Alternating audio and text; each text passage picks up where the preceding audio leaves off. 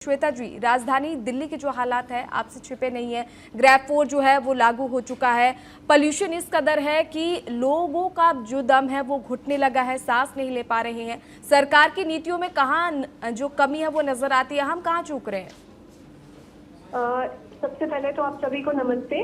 मेरा ऐसा मानना है कि बड़ी बड़ी समस्याओं को हम ना देखें, मतलब ये जितनी भी समस्याएं हैं ये एक फैक्टर नहीं है जो दिल्ली के पोल्यूशन के लिए रिस्पॉन्सिबल है।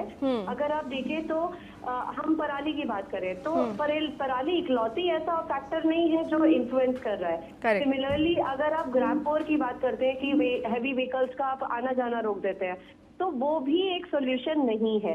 अगर आप कहते हैं स्कूल और ऑफिसेस को आप ऑड इवन में डिवाइड कर देते हैं तो वो भी एक इकलौता ऐसा सॉल्यूशन नहीं है जिससे आपके पोल्यूशन को आप रोक सकते हैं।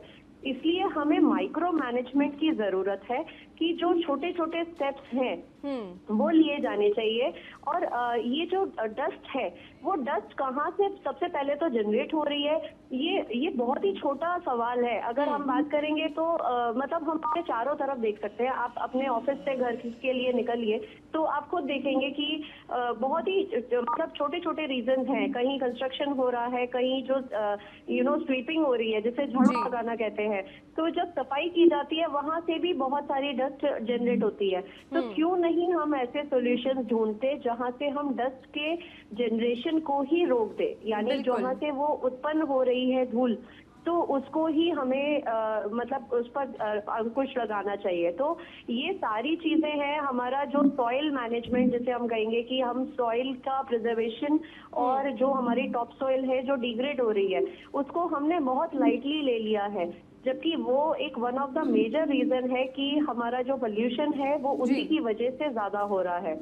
तो बहुत सारे माइक्रो मैनेजमेंट्स मैं बार बार कहूंगी कि है जो करने की जरूरत है।